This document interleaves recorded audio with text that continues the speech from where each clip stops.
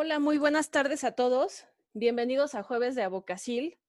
Esta tarde, esta charla tan esperada de parte de la maestra Alicia, mi nombre es Alma Peña y les queremos agradecer que nuevamente se hayan conectado con nosotros y que nos hayan permitido reagendar esta sesión, que de antemano sabemos será exitosa y pues muy esperada, ¿no? Ya lo decía.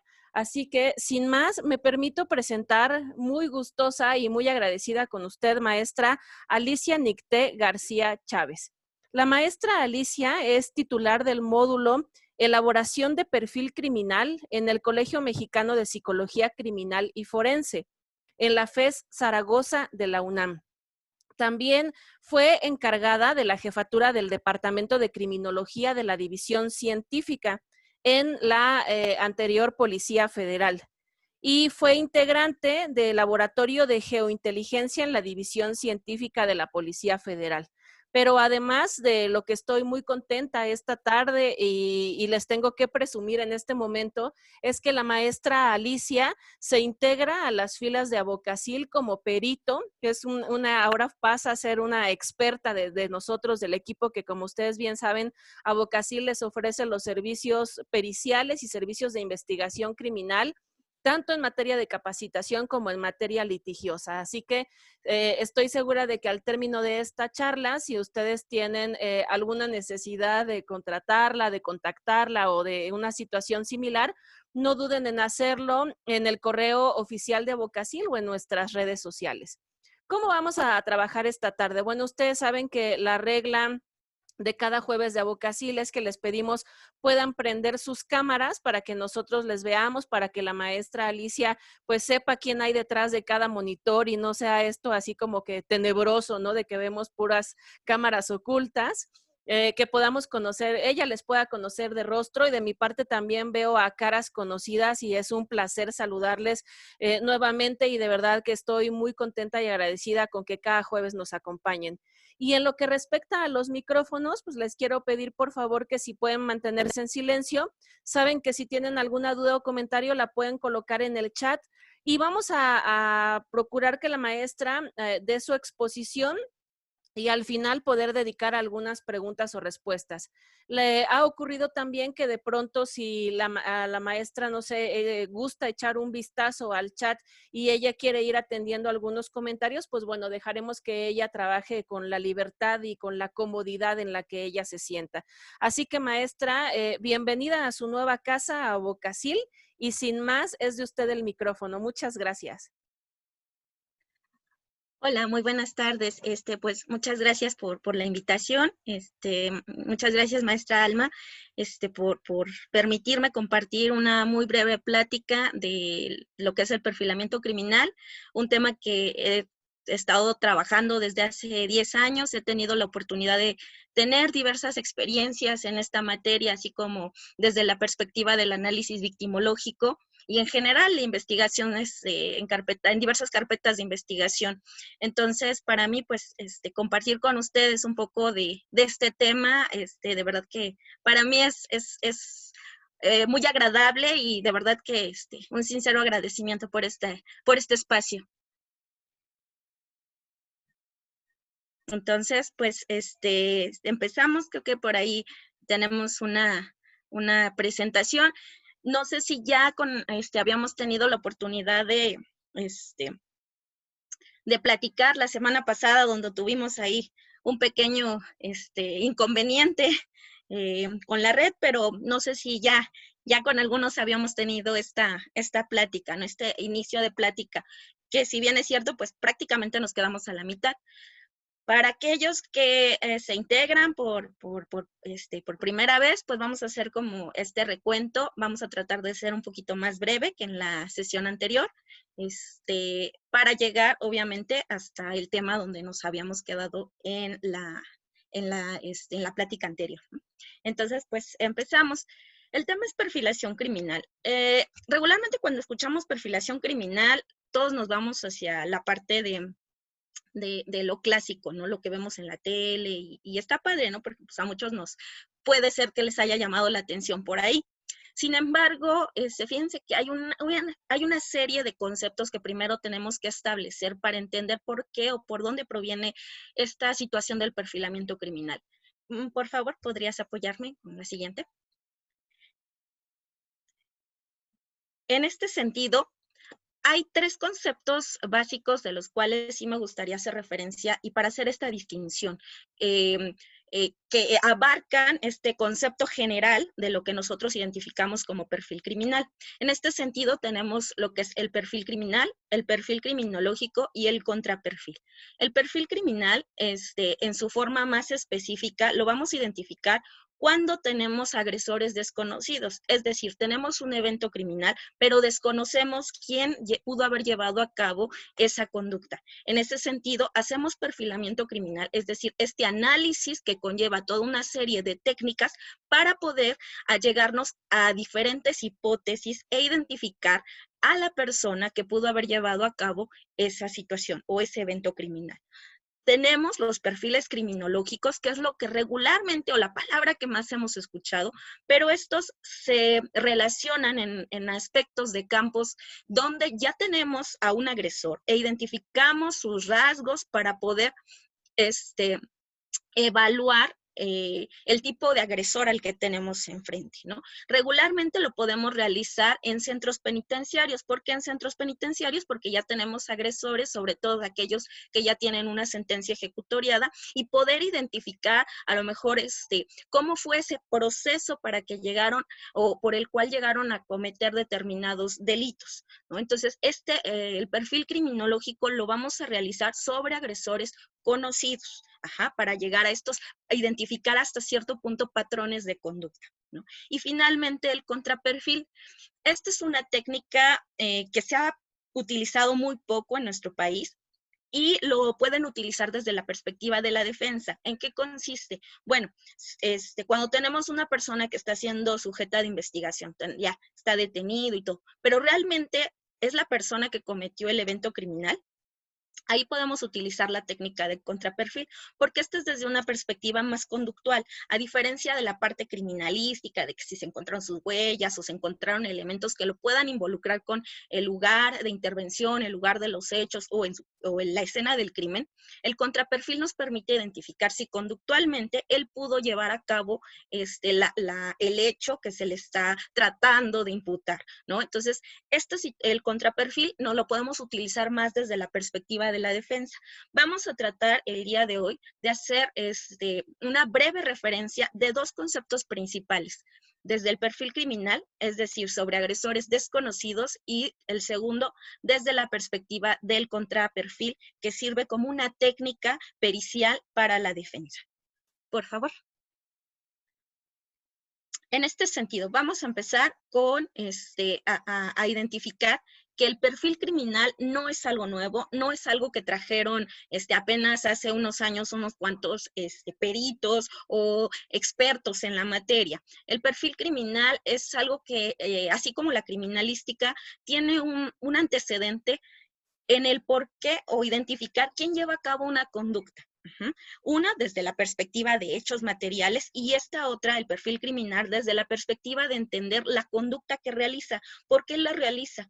Entonces, en este sentido, desde una perspectiva pues ya más formal, uno de los primeros antecedentes que tenemos, o ya formalmente, lo encontramos en el año 38 después de Cristo, en Alejandría, donde un antisemita de nombre Apión hace un reporte, un informe en ese momento al emperador Calígula, en el cual, obviamente por estos sentimientos antisemitas, decían que los judíos eran los que habían llevado a cabo diversas conductas criminales de la época. Posteriormente se da un hecho sobre un niño que es víctima, que es encontrado, y obviamente en relación a este informe empiezan a identificar, o en este caso a imputar directamente a los judíos como los que habían llevado a cabo esta conducta. ¿Por qué? Bueno, porque eran en fechas de Pascua, porque se decía que los judíos llevaban a cabo rituales homicidas, y porque era en una zona cerca de donde habitaban los judíos. En ese sentido, que es, en lo que se traduce es culpar a la población judía por llevar a cabo este homicidio. De ahí surgen los libelos de sangre, que tienen que ver con estas falsas imputaciones derivados de homicidios rituales y que se dieron a lo largo de Europa derivado de estas creencias de fe, ¿no? Y esto se transforma posteriormente dentro del marco de nuestro perfil criminal a lo que es después en la Inquisición, con estas cacerías, ¿no? De brujas, ¿no? El Maleus Maleficarum, que era prácticamente estaba basado en hechos de fe, en los cuales aquellas personas que no cumplían con la fe católica se les era acusado de brujería y por tanto tenían una pena, un castigo. Esto lo podemos ver ya después en Boston, una de las situaciones que más es identificadas dentro del perfilamiento criminal como un antecedente, pues no tanto empírico, sino sin una base científica, sino era una base de fe, era con el caso de Ann Glover. Ella era una mujer que se dedicaba a ayudar en tareas domésticas a un reverendo. Un día tiene una situación, un altercado con la hija mayor y la familia, los hijos, empiezan a tener síntomas extraños. Llega un médico, los revisa, dice, están muy bien, entonces, por tanto, estos síntomas corresponden a un evento de brujería, ¿no? Y ¿a quién? Obviamente Ann Glover, porque ella había tenido un evento, provenía de Irlanda, no hablaba bien el idioma. ¿Qué sucede? Es juzgada. Cuando es juzgada, ella rechaza la religión, ella no hablaba bien el idioma, entonces las traducciones no fueran buenas y además se decía que para ser bruja uno debía tener la marca del diablo, tener un pariente que fuera un animal y negar testimonios, ¿no? Hay a lo mejor un poquito de análisis de testimonio, ¿no? De estos antecedentes. ¿Qué sucede? Pues ella no hablaba el idioma, no estaba conforme con la religión y obviamente deducen que entonces en este sentido ella es una bruja, ¿no? Y que ella era la que había llevado a cabo esas conductas, ¿no? Que había propiciado que la familia estuviera enferma. Se da este sentido, obviamente la condenan. Apenas, para decirlo, apenas, entre comillas, en 1988 se considera que eso fue una gran injusticia y es reivindicada Ann Glover en este sentido, ahí en Boston.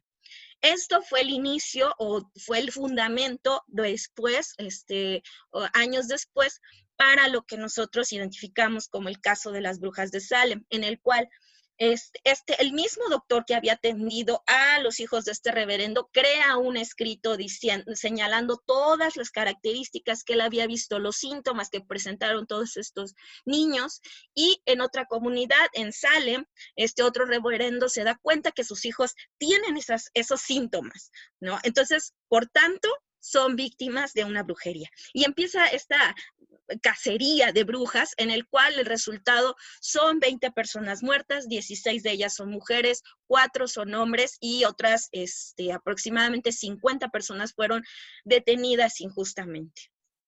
Eso es, digamos, que como el antecedente, tratar de identificar quién llevó a cabo esas conductas por el hecho de pues una situación más de fe. Pero fueron avanzando, ¿no? Y pues obviamente hay muchos autores que tratan de identificar o de dar un fundamento dentro del marco del perfilamiento criminal. Incluso Hans Gross, cuando habla en su libro de Manual del Juez, cuando habla de la parte de escena del crimen, nos señala la importancia que debe de ser de identificar no solamente los elementos materiales, sino también las conductas que lleva a cabo el sujeto que realiza el evento criminal. Entonces ahí ya empezamos a darle otro sentido en materia de identificación de nuestro perfilamiento criminal. Y uno de los más reconocidos como un pre-perfil criminal fue en Gran Bretaña, con el caso que todos conocemos o identificamos como el de Jack el Destripador, ¿no? Los homicidios de Whitechapel. en este evento hay dos principales actores que tratan de hacer un perfilamiento criminal. El doctor George Phillips, el cual establece una teoría sobre modelo base herida, en el cual dice, de acuerdo, porque era un médico forense, de acuerdo a las lesiones donde se identifica en la víctima, podemos ir haciendo inferencias sobre el agresor, ¿no? Esta fue la base para que después Thomas Bond, un psiquiatra, empezó a tratar de identificar ciertas características de el agresor denominado Jack el Destripador. Pero aquí hay algo muy importante que me gusta compartirles siempre. No nada más tenemos la parte de otros países, ¿no? Porque el perfilamiento criminal es un tema que se ha también tratado de trabajar en nuestro país. Y el primer antecedente que al menos yo he identificado fue en 1904 con Carlos Romagnac. Carlos Romagnac fue un periodista que posteriormente se convirtió en criminólogo. Y él tiene un libro muy interesante que les había comentado en una sesión anterior que se llama Matadores de Mujeres, en el cual de verdad que es una joya histórica en este sentido, porque nos establece o describe desde una perspectiva un poco de informe pericial diversos agresores de mujeres, y en específico él entrevista y hace un informe pericial, criminológico pericial. De hecho, si no mal no recuerdo, es en el sentido de antropología criminal, que era la doctrina que imperaba en ese tiempo, 1904, sobre Francisco Guerrero el Chalequero, uno de los primeros identificados como asesinos seriales en nuestro país, ¿no? Aquí en la Ciudad de México. Y él hace el perfilamiento criminológico de este sujeto a petición de un juez. Él lo entrevista y empieza a sacar, de verdad que es una joya histórica, empiezas a sacar inferencias en relación a la doctrina que imperaba en ese momento, lombrosiana sobre todo. Incluso al final él lo identifica como un nato en este sentido.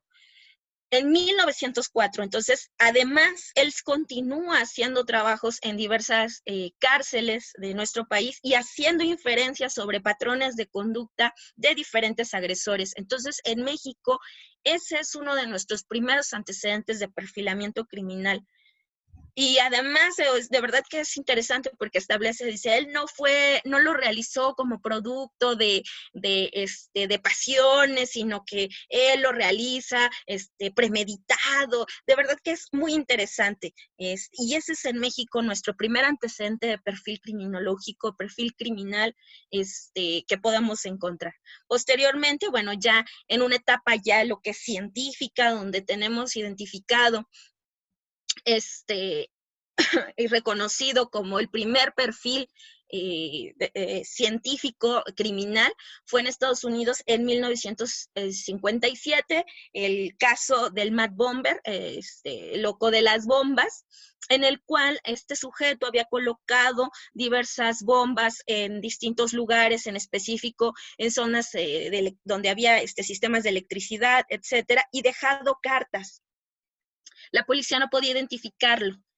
Entonces llaman al doctor James Brussel, un psiquiatra, y él, de acuerdo a su experiencia, hace un razonamiento deductivo. Su experiencia trabajando con diversos pacientes psiquiátricos, y hace un razonamiento deductivo en el cual establece ciertas características tanto físicas como mentales del sujeto.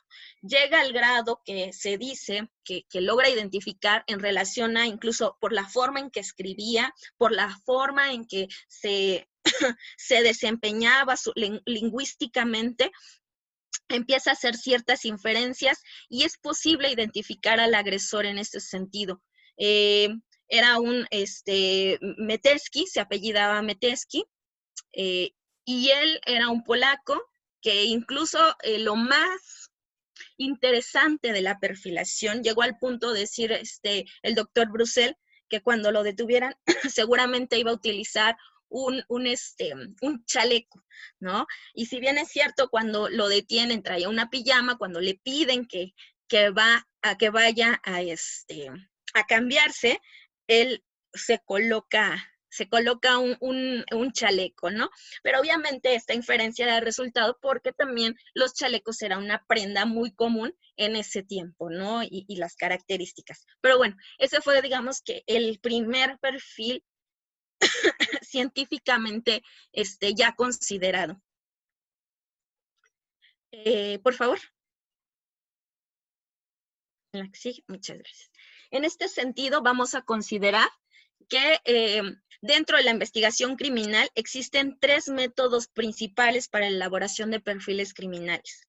Uno, que es el perfil de agresores conocidos, o el perfil criminológico o método inductivo. El perfil de agresores desconocidos o el perfil psicológico deductivo, y hay un tercero. Lo pongo ahí con unas consideraciones, porque no es como el general, ¿no? El aceptado totalmente todavía por la comunidad. Sin embargo, autores como en el libro de Torre y Silva nos señalan que es otro método importante para el perfilamiento criminal, y que actualmente se está desarrollando desde la perspectiva de los sistemas geográficos criminales. Es donde se está tratando de desarrollar, utilizando softwares para poder predecir conductas. Y por eso ya lo están catalogando como uno de los métodos más importantes para el perfilamiento criminal. Y hay muchos SIGs, muchos sistemas de información geográfica, que están tratando de predecir esas conductas. Pero en general, tanto el método de agresores conocidos como el de desconocidos son los que actualmente, o son los más imperantes dentro de nuestra área. Por favor. Y pues bueno, vamos a empezar. Lo que vamos a tratar de platicar hoy de forma breve es el perfil criminal desde la perspectiva de agresores desconocidos, ¿no? Y en este sentido, por favor, vamos a identificar que tenemos un evento, un crimen. ¿Quién lo llevó a cabo? Desconocemos, ¿no? Pero ¿por qué hablamos de crimen y no de hechos delictivos? Porque no sabemos si realmente la conducta que tenemos ahí para analizar corresponde o no a un delito. Nosotros vamos a hacer una investigación, vamos a arrojar nuestras hipótesis, y será, obviamente, como ustedes lo saben, la autoridad pertinente la que podrá determinar, en su caso, la existencia o no de un delito. En este sentido, por eso, desde nuestra técnica, a diferencia de la criminalística, que en algún momento me preguntaban, ¿no?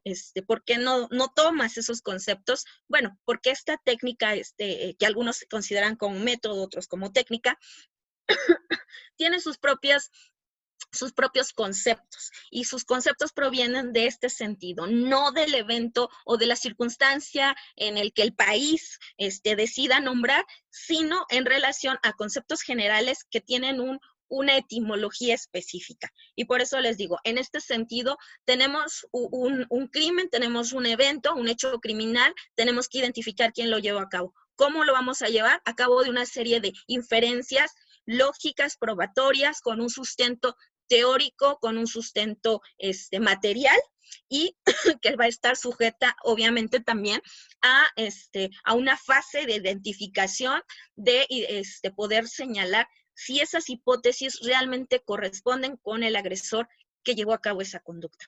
Por favor. ¿La que sigue? Y,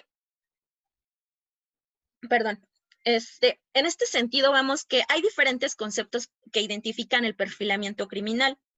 Si ustedes googlean ahí el tema, hay una que es muy clásica y que siempre les sale, que es la de Vicente Garrido. Vicente Garrido nos habla en el sentido de que el perfilamiento criminal es una estimación de características, ya sean biográficas, de estilo de vida, geográficas, etcétera, de aquel que llevó a cabo una serie de eventos criminales, en este caso homicidios y violaciones. Ya es un término que ya está sobrepasado actualmente. ¿Por qué? Porque el perfilamiento criminal, si bien es una serie o nos arroja una serie de hipótesis sujetas, obviamente, a identificar al criminal, no solamente se utiliza en eventos como homicidios o violaciones, sino incluso, como nos señala Holmes, lo podemos utilizar desde secuestros, desde robos, amenazas, cualquier tipo de evento criminal donde tengamos un agresor desconocido, podemos utilizar el perfil criminal, ¿no? Otra que a mí me gusta mucho, que es la de Tapia Saldaña, nos dice que es una técnica de investigación que consiste en inferir aspectos psicosociales del agresor de una serie de uno o varios eventos. O sea, aquí ya nos habla de la posibilidad de que no solamente sea una serie, ¿no? Como de eventos criminales, de agresores seriales, o como ahora se les está denominando, estos homicidas sistemáticos. Ya no está limitada, sino basta con que tengamos un evento, porque ese único evento es sujeto de investigación, porque al final son las personas las que llevan a cabo las conductas, y esas personas están motivadas y llevan un patrón de conductas que nos va a hablar de quiénes son ellos. Y no importa si es una o dos o tres, no, basta con uno para identificar esas conductas, identificar las motivaciones, identificar el estilo de vida, identificar la parte geográfica, acercarnos hipotéticamente en este sentido. Ya más actuales, pues les coloco estos dos conceptos. Uno es de Brent Turby. Brent Turby tiene una técnica específica, que es la de análisis de evidencias conductuales, y la de Jiménez Serrano, que él es un compilador español que tiene bastante experiencia en materia de perfilamiento criminal, al menos doctrinaria, es muy buena. Y Brent Turby, les digo, siguiendo la escuela de análisis de evidencias conductuales, nos dice que es un reporte que describe características probatorias del agresor responsable de un crimen en particular o una serie de crímenes basados en la escena del crimen. ¿Qué quiere decir esto? Para Brent Turby es muy importante la escena del crimen porque es, digamos, que el fundamento para entender todas estas actividades y que representan obviamente un significado para el agresor. Y señala que es un reporte porque no nos está diciendo que es un dictamen. Fíjense que eso es como algo interesante a comentar. Cuando yo hago un análisis de perfilamiento criminal y pensamos en agresores desconocidos, obviamente yo siempre coloco una nota en relación a señalar que muchas veces, en la medida en que existan nuevas aportaciones, se tiene que volver a hacer otro análisis o a volver a analizar los elementos que se han tenido. ¿Qué quiere decir esto? Muy breve. Me pasó, así dentro de las experiencias de Alice, me pasó alguna vez que tuve un caso, se me pide el perfilamiento criminal, se realiza, sin embargo, no se me es proporcionado toda la información que yo requería para acercarme en este caso, al posible agresor.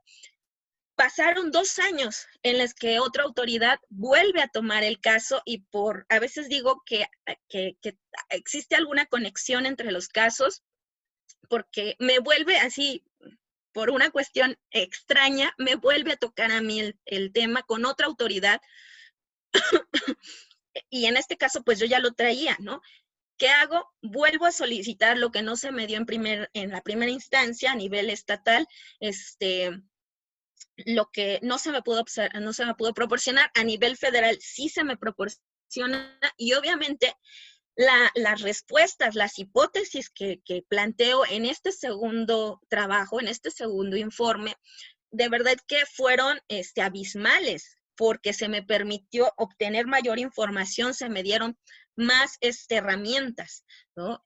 Entonces, en este sentido, no hablamos de un dictamen, sino hablamos de un informe que está sujeto, obviamente, todavía a ser dinámico, a evolucionar. De hecho, eso es una de las características principales del perfilamiento criminal, que es dinámico, no es estático, y en la medida en que tenemos más información, podemos seguir interpretando y haciendo hipótesis, o incluso, si ya teníamos algunas otras hipótesis, pues poder confirmar, bueno, apoyar más esas hipótesis. Ahora bien, También he tenido la oportunidad de trabajar ya con agresores que tenemos, ya se encuentran en procesos y también fusionar la parte conductual con el agresor nos permite hacer ese match para poder determinar si efectivamente existen esos patrones de conducta. Ahorita cuando lleguemos al contraperfil, pues platicaremos un poquito más al respecto. También nos habla Jiménez Serrano que es una técnica policial, porque originalmente, de una perspectiva un poco histórica, lo ubican al perfilamiento en este ámbito, porque al final el policía de proximidad es quien empieza a hacer estas inferencias, estas hipótesis en relación al contexto, a las personas a las que conoce, con las que convive, con las que se encuentra, ¿no?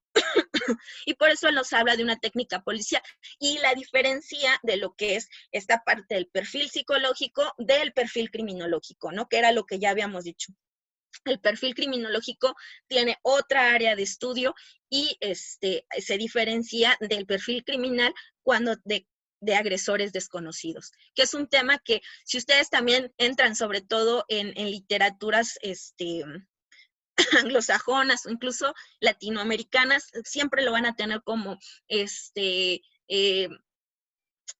sinónimos, pero no son sinónimos. Al menos aquí en México tenemos tesis que sí hacen la diferencia entre un perfil criminal y un perfil criminológico. Por favor, la siguiente.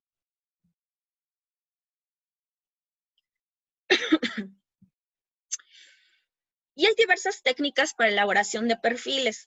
En este sentido, sí también hago como una observación, porque hay muchos autores que intentan crear sus propias técnicas y obviamente pues está bien, ¿no? Sin embargo, las que son reconocidas dentro de nuestra área, prácticamente nada más son la de análisis de investigación criminal desarrollada por el FBI, el de análisis de evidencias de comportamiento desarrollada por Brent Turby, el de psicología investigadora desarrollado por el doctor Canter, el psicólogo David Canter, el de perfil psicogeográfico que han estado desarrollando mediante los sistemas de SIG, de sistemas de información geográfica como Kim Rosmo. El método Vera, este es un método que se está desarrollando, se está aplicando, fue creado y se está aplicando en España por Enrique Soto Castro. Es un método nuevo que está dando muy buenos resultados y él no lo identifica dentro o lo llama como perfil criminal, sino él lo identifica como perfil psicológico de agresores desconocidos. Y finalmente la propuesta de una metodología integradora, que es la que yo estoy a favor, que nos permite utilizar estas diversas técnicas para integrar una sola metodología, tomar de todos la información necesaria para llegar al final, a nuestro producto final, que es tratar de llegar a nuestro agresor desconocido. Por favor. Pero para entender el perfil criminal, tenemos que conocer los que son, o los que yo denomino los pilares del perfilamiento criminal. Si falta uno de estos en nuestro análisis, entonces ya no es perfilamiento criminal, ya tendríamos otro tipo de análisis, pero no es un perfil criminal. Estos son básicos y siempre debemos considerarlos cuando hacemos este tipo de análisis, que es la escena del crimen, la victimología, el modus operandi, la firma y el análisis psicogeográfico. Vamos a tratar de verlos de una forma muy breve en estos minutos en relación a un evento que ocurrió en el estado de Hidalgo y vamos a ver algunas fotos. Traté de no poner aquellas que fueran como más complejas a la vista, pero que nos pueda, pero aquellas que nos puedan servir para analizar nuestro perfilamiento, nuestros pilares del perfilamiento criminológico. Perfilamiento criminal, por favor. Aquí tenemos, este es nuestro caso. Nuestro caso, le puse caso Hidalgo porque ocurre en el estado de Hidalgo. ¿Qué sucede? Antecedentes, pobladores llaman a la policía de proximidad, porque identifican que cerca de lo que es a su pantalla, a su lado izquierdo, está la zona de sector salud, de estos lugares de sector salud. A las 7 de la mañana identifican un bulto extraño, ¿no? Cuando llega la policía, abre este bulto e identifican que adentro pues se encuentra una víctima. Observen que tenemos una sábana, dentro de la sábana hay un elemento que parece ser, o lo que se identifica como estos objetos de cortinas de baño. Vamos a desentrañarlo poco a poco conforme a nuestros pilares. Por favor, el siguiente. El primer pilar, nuestra escena del crimen. Nuestra escena del crimen la vamos a conjuntar desde dos perspectivas. Una, nosotros como perfiladores criminales tenemos que ver la parte criminalística. Por eso es importante que tengamos conocimiento de la materia criminalística. ¿Por qué? Porque hay que identificar, uno, el trabajo que se realiza. Dos, los indicios que se encontraron. Tres, estos indicios fueron procesados correctamente, fueron enviados a los laboratorios y cuál es el resultado que se dieron en nuestros laboratorios criminalísticos derivados de esos indicios. Esto es muy importante y por tanto siempre debemos tener conocimiento al menos básico sobre la materia de criminalística, porque derivado de ese evento, entonces ya nosotros vamos a tener que hacer el análisis desde la perspectiva del perfilamiento criminal, desde la base de identificar todas las conductas que lleva a cabo el agresor y darles este significado. Por favor. Entonces, básico, primero tener la parte criminalística. Regularmente, o en mi experiencia me tocó que yo jamás pude ir a una escena del crimen en vivo, ¿no? Del evento que se hubiera ocurrido. Regularmente, siempre vamos a tener pues ya el expediente, y sobre el expediente vamos a tener que trabajar. Entonces, por eso la base criminalística es muy importante. Ahora bien, ¿cómo analizamos la escena del crimen desde la perspectiva del perfilamiento criminal? Bueno, aquí vamos a tener, yo le puse de forma rápida 4 elementos que son básicos para identificar. Primero, la escena desde la perspectiva de la interacción víctima y agresor. En este sentido, vamos a tener, así como en la parte criminalística, también la parte del perfilamiento criminal nos da una serie de características. Les decía, por la interacción vamos a tener escenas primarias, secundarias o intermedias. Las escenas primarias son aquellas donde hay una mayor interacción entre la víctima y el agresor. Que es lo que criminalísticamente nosotros lo identificamos también como el lugar de los hechos. Las escenas secundarias son aquellas donde hay una interacción, pero no fue la principal, ¿no? Y en algunos casos la podemos equiparar criminalísticamente como el lugar del hallazgo. Ajá. Y las escenas intermedias, que son aquellas donde hay una interacción breve entre la víctima o agresor. Es ese tránsito que se da entre un lugar y otro, ¿no? En criminalística lo denominamos como los lugares de enlace, pero desde el perfilamiento son las escenas intermedias. Y hay una cuarta escena, que es la escena de eliminación. Esta es donde el agresor coloca o deposita a la víctima. Muchas veces la zona secundaria o la escena secundaria es la misma de la escena de eliminación, pero ojo, la escena de eliminación implica también entender por qué deja ahí el agresor, qué le representa, qué nos está tratando de decir al colocar específicamente en ese lugar a nuestra víctima. En este sentido, en el caso de Hidalgo que estamos viendo, observamos. La colocación del cuerpo en ese lugar no es una escena primaria. Ahí tenemos una escena secundaria y también es un sitio de eliminación. Ese nos está dando un punto. ¿Dónde la deja? Observemos, yo les dije en la diapositiva anterior que enfrente hay una zona de sector salud. Nos deja a la víctima en un lugar visible. Desea que sea encontrada, pero también no va más allá. Y este elemento nos va a dar ciertas características posteriormente para nuestro análisis geográfico. Vamos a dejarla ahí. En cuanto a interacción, ahí tenemos una escena secundaria. En cuanto a localización, en perspectiva de perfilamiento criminal, tenemos diferentes tipos de localizaciones, que son exteriores, interiores, vehículos y agua. ¿Por qué? A diferencia de la parte criminalística, aquí sí tenemos por específicos vehículos y hay uno que es muy interesante, que es el agua. el agua, porque también tiene una representación conductual. En algún momento yo tuve el caso de en un municipio del Estado de México, donde en los años, en determinados años, ocurrieron diversos, empezaron a aparecer cadáveres en una zona de un río. Este río eventualmente se llenaba. En estas épocas que son de lluvia era cuando subía. En el resto del año era un río seco, ¿no? Entonces aparecían cadáveres, cada que se llenaba el río, aparecían cadáveres. La gente del lugar decía, la leyenda era que la Llorona atraía a los hombres y los mataba. Todas estas tenían una victimología específica, que eran hombres entre 60 y 70 años, que habían o provenían en un momento anterior de haber consumido bebidas alcohólicas. En este sentido, ¿por qué? Esa es otra de las preguntas. ¿Dónde localizamos los cadáveres? Ojo, aquí estamos hablando de dos situaciones interesantes. Uno, época del año, y dos, el agua. Entonces, el agua le estaba representando una característica específica a nuestro agresor. Vamos al siguiente punto, los métodos de atracción, ataque y control.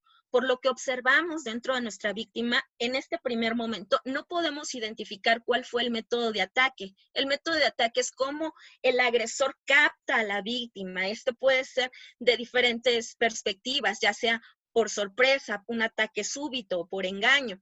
La forma en que la ataca, puede haber una fuerza física, una fuerza psicológica, ¿no? O una fuerza, un ataque emocional. Pero lo que sí podemos identificar por lo que vemos, porque aquí yo les dejo la imagen de cuando quitan todos estos elementos de nuestra víctima, cómo se encontraba nuestra víctima. Y ustedes pueden observar, a lo mejor no se alcanza a ver muy bien, pero se encontraban diversos elementos, ¿no? Había sido atada, había diversas ataduras, incluso con el mismo cabello de la víctima se había utilizado para atar a esta misma, ¿no? En este sentido, en la primera inferencia, lo único que identificamos es el método de control utilizado. En este caso, violencia física y la utilización de ataduras. Otro elemento que debemos considerar es si hay manipulación de esa escena. ¿Cómo se da esa manipulación? Debemos identificarla desde la perspectiva cuando es deliberada o cuando es inconsciente, ¿no? Inconscientes, aquellas personas que llegan a mover, cambiar, contaminar, pero sin que, o sea, por desconocimiento, por ignorancia. Pero ¿qué sucede con aquellas deliberadas? Muchas veces, vámonos haciendo así como muy breves. El agresor trata de que la autoridad se vaya por otras líneas de investigación, tratan de manipular, y para eso hay diferentes características en que pueden manipular la escena, desde el tratar de recrear un delito diferente, o también donde nos colocan elementos que son rituales, que porque para el mismo agresor le permiten dar ese sentido, o bien hay otras conductas que tienen que ver como tratar de deshacer el undoing, tratar de deshacer lo que hizo. Hace poco, por ejemplo, hubo un caso en el cual una chica de Puebla, una estudiante de Puebla, es asesinada por su novio. ¿Y qué hace el novio? La coloca, la acuesta, pareciera que a la chica se quedó dormida, ¿no? Al otro día, una de las amigas con las que vivía se acerca para hablarle, porque la están buscando, piensa que está dormida, y no, en realidad el agresor trató de manipular, coloca el cuerpo de la víctima a manera de que pareciera que trata de deshacer lo que ha hecho, ¿no? Ahí hay una manipulación. Entonces vamos a observar nosotros esa perspectiva de escena. En el caso que estamos viendo, en este caso de Hidalgo, ¿dónde coloca la escena? Que ahorita, adelantándonos a la parte geográfica, les comento.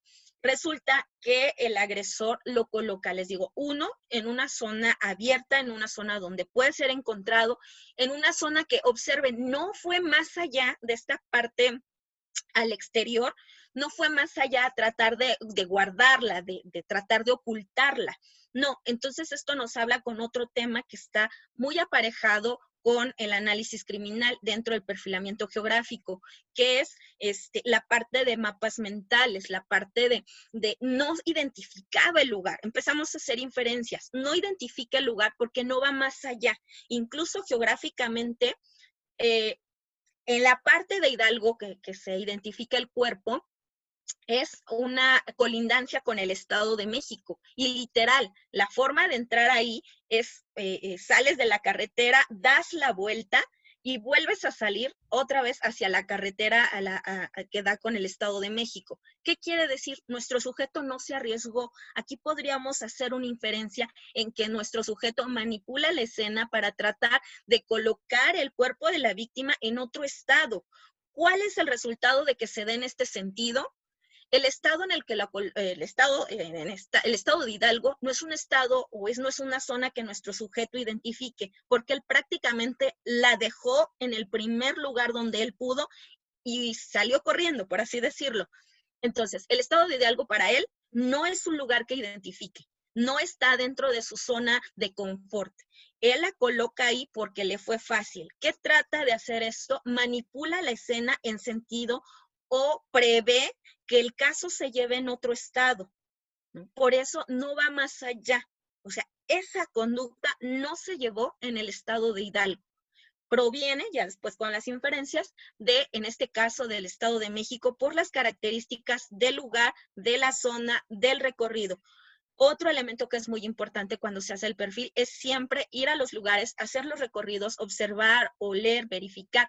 Todo eso es importante, porque a veces ocurre, ¿no?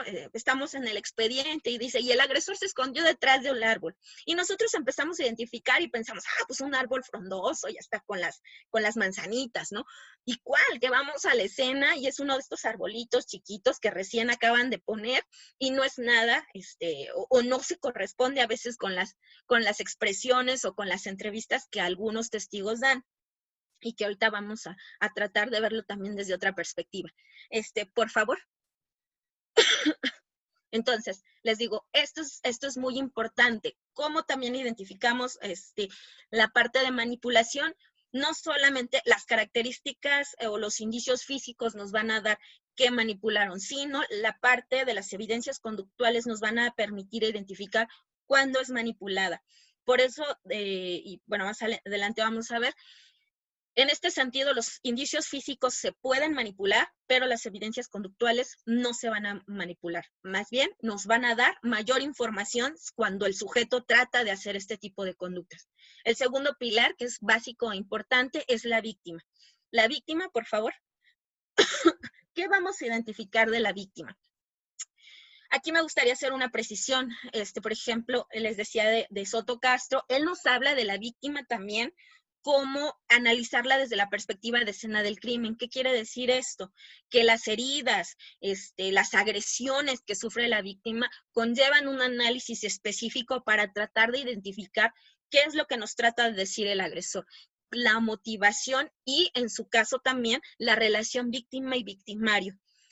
Ahora bien, como persona, ¿qué vamos a identificar? Una vez que en el caso que estamos viendo del caso de Hidalgo, se pudo identificar que la persona, nuestra víctima, se encontraba en personas desaparecidas. Entonces, ya tenemos plenamente identificada a nuestra víctima y qué es lo que vamos a hacer con ella. Vamos a observar o vamos a identificar a través de entrevistas con las personas, en este caso, pues, ella no está presente, pero a través de su círculo cercano, como son familias, amigas, trabajo, escuela, el riesgo y exposición, cuál pudo haber sido el criterio de selección, y esto es muy importante, la reconstrucción de las últimas 24 horas. ¿Qué observamos en riesgo y exposición de la víctima? Desde las características físicas, psicológicas, cómo se encontraba al periodo contemporáneo a su desaparición, cuáles eran sus rutinas, sus finanzas en el trabajo, redes sociales. De verdad que ha sido a veces es muy enriquecedor cuando tenemos la oportunidad de establecer el análisis desde la perspectiva utilizando sus redes sociales, Facebook, Twitter, todo. porque incluso esta información nos empieza a identificar cómo se encontraba la persona, los factores de riesgo, esta situación de predisposición victimal. En criterios de selección se conjunta para identificar si nuestra víctima llevaba o no conductas de alto, bajo o mediano riesgo. ¿Qué quiere decir? El clásico que ahora es muy común, ¿no? Personas que en estas aplicaciones de parejas o de tratar de identificar el amor, ¿no? Empiezan a contactar a personas desconocidas y ha sido muy común que se den estos casos o que se propicien para el delito, ¿no? O el grooming, ¿no? Que también ha sido muy común, ¿no? Donde estos desconocidos haciéndose pasar por jóvenes, captan a chicas y les empiezan a solicitar, pues ya empiezan a ser amenazantes y empiezan a solicitarles fotos con contenido sexual, etcétera. ¿Y qué pasa? Estas chicas se van de la casa ante el temor y son captadas por otro tipo de agresores, ¿no? Ya sea a lo mejor para trata o en el peor de los casos, bueno, que también trata es un delito terrible, pero que puede llegar hasta el homicidio, ¿no? Entonces, todos estos elementos nos sirven para ir identificando por dónde se da esta situación victimológica. Y les digo, la reconstrucción siempre es cómo se encontraba, a lo mejor había las relaciones que había tenido con las demás personas, cambió de rutina, tenía miedo, se veía más nerviosa.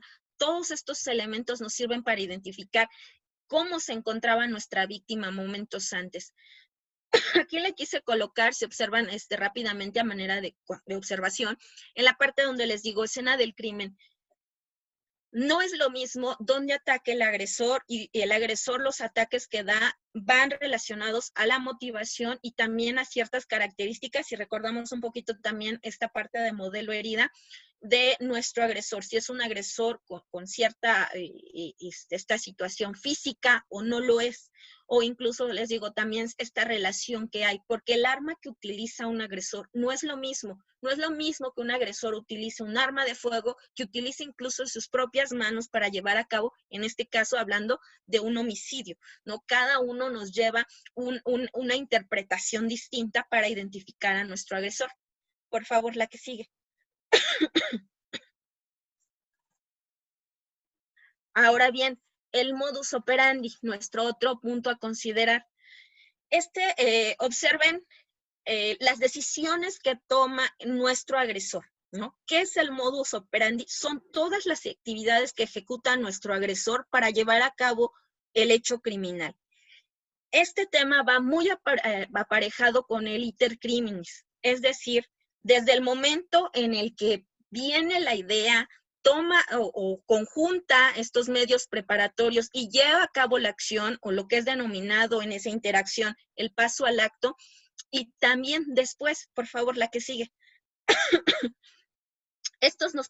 El modus operandi, les digo, del antes, del durante y el después nos permite también identificar cuáles son los alcances de nuestro agresor e incluso también actividades que pueda realizar por la forma en que lleva a cabo esas conductas. Y es importante porque conlleva una serie de preguntas en ese transcurso de actividades para entender por qué elige, de entre todas las opciones, va eligiendo solo algunas. ¿Por qué las elige? Las elige porque obviamente son parte de su confort, ¿no? De las cosas que él realiza, ¿no? De esta perspectiva de patrones en los que va siguiendo, ¿no? Ahora bien, en el caso de Hidalgo, no sé si alcanzan a ver, en la parte en la primera parte, que era lo que les comentaba, él utiliza este elemento que es de cortina de baño, conocido como cortina de baño, pero no sé si se alcanza a ver. Están cerrados los orificios. ¿Qué quiere decir? La cortina de baño no fue un elemento que haya utilizado de momento. La cortina de baño fue un elemento que ya se había planeado, que ya se llevaba o bien que se utilizó para de manera organizada para poder llevar a cabo esa conducta. No fue un elemento de oportunidad. ¿no? ¿Qué quiere decir? Que nuestro sujeto es una persona que planea, ¿no? Los eventos. No podríamos hablar de que si es muy inteligente o no es muy inteligente. Esto no nos corresponde. Lo que sí es que tenemos una conducta que ha sido planeada, ¿no? Ahora bien, ¿cómo ejecuta la actividad? Hablábamos de que hay ataduras. ¿Cómo lleva a cabo las ataduras? El tipo de material que utiliza para las ataduras. Es muy importante porque también nos da características en cuanto a la forma o las actividades que regularmente realiza nuestro agresor. Y finalmente, los actos posteriores, es decir, colocarla, y nos volvemos a remitir a la escena, dónde la coloca, por qué la coloca ahí, y obviamente empezamos a inferir que el sujeto llevaba un vehículo. Sí, mi amor, ahorita voy. Ay, perdón. Ella tenía un vehículo que le podía trasladar, pero no fue más allá porque, les digo, el mapa mental que tiene nuestro sujeto no le permite ir más allá. La que sigue, por favor. Ah, te lo abro. Permítame un segundito.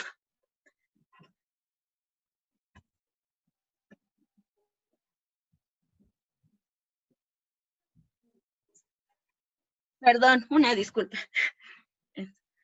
Es que tenemos de repente una pequeña aquí intervención y es un poco demandante. Pero bueno, seguimos. El otro elemento que es fundamental, que es la firma. La firma es la motivación, es esa necesidad emocional que permite a nuestro sujeto llevar a cabo esas conductas. Aquí, fíjense que es como la parte un poquito más complicada de hacer y es lo más importante cuando tenemos que analizar una conducta criminal. Regularmente siempre escuchamos, pues en relación al modus operandi estamos haciendo el análisis. El modus operandi no es adecuado para poder identificar a un agresor. ¿Por qué? Porque el modus operandi también es dinámico, o puede evolucionar o puede involucionar. ¿Qué quiere decir esto? Si tenemos un agresor motivado, un agresor que tiene sus fantasías, va a volver a llevar a cabo posiblemente la conducta.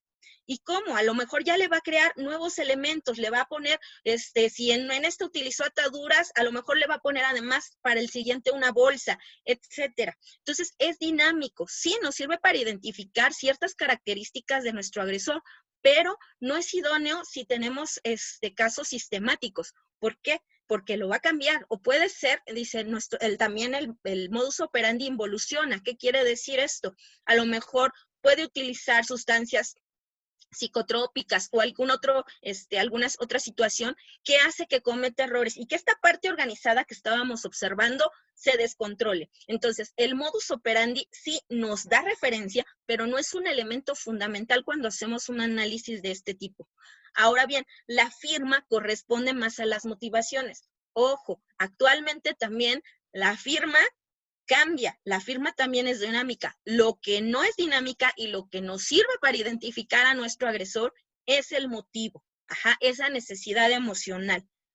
¿Cómo lo vamos a identificar? Esa es como la parte interesante, por favor.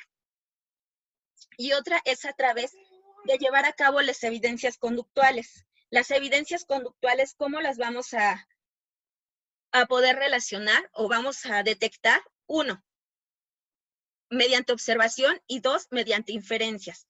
¿En dónde las vamos a identificar?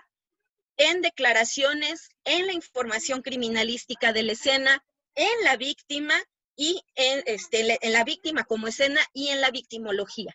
Fíjense que aquí es muy interesante porque pocas veces tomamos en cuenta las declaraciones, y las declaraciones que dan los testigos, en general, son muy importantes, o bien cuando tenemos víctimas, no necesariamente víctimas de otras conductas criminales, violaciones, etcétera.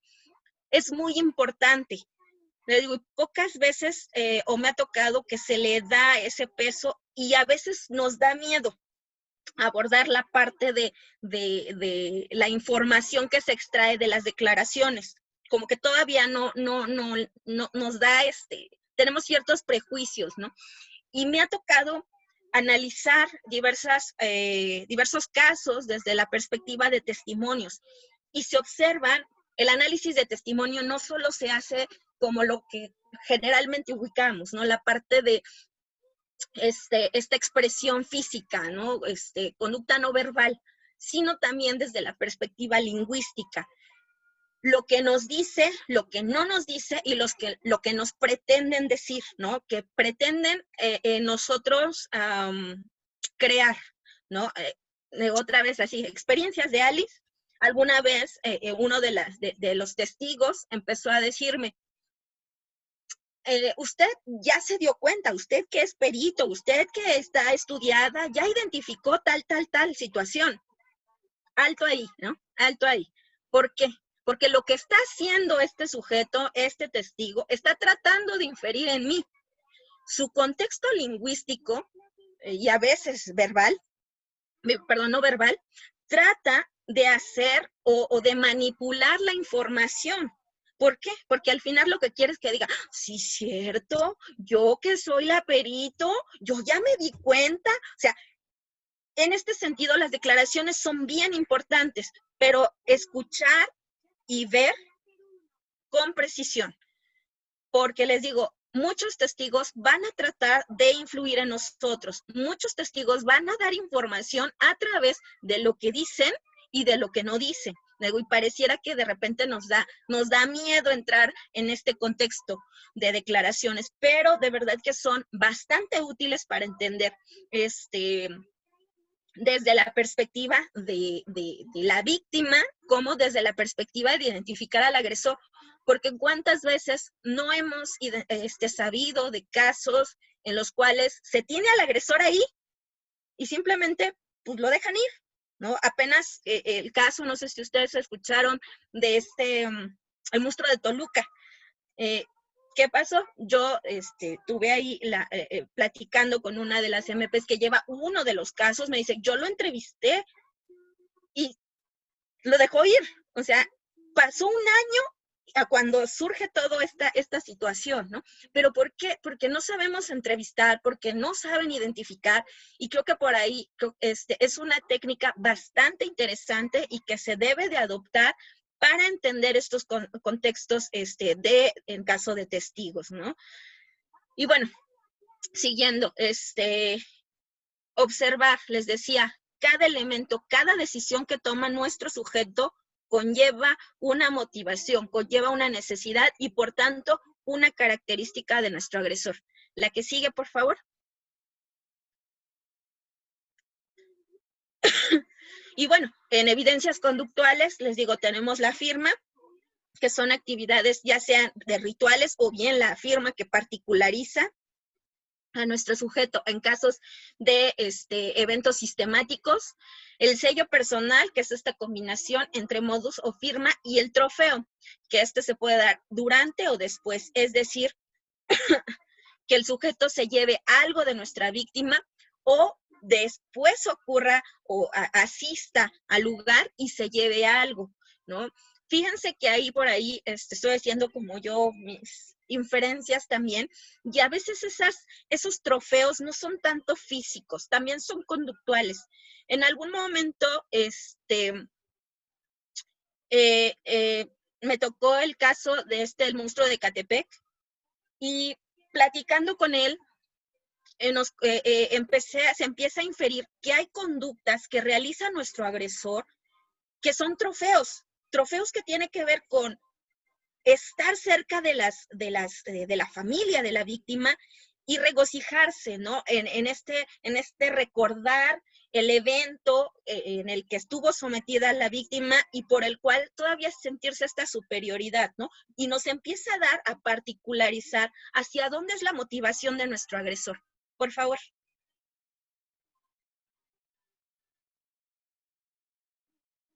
¿Y cuáles son esas motivaciones? Bueno, tenemos, digamos, que motivaciones en este sentido, motivaciones criminales que vamos a denominar como básicas, que Brent Turby nos habla que una puede ser beneficio, ira, venganza, seguridad, autoafirmación o sadismo. McClellan nos dice que pueden ser las motivaciones de logro, poder o afiliación. Y Scrapek, nos dice que son por venganza, justificación o poder control. Estas son derivadas ahorita contestamos esta pregunta.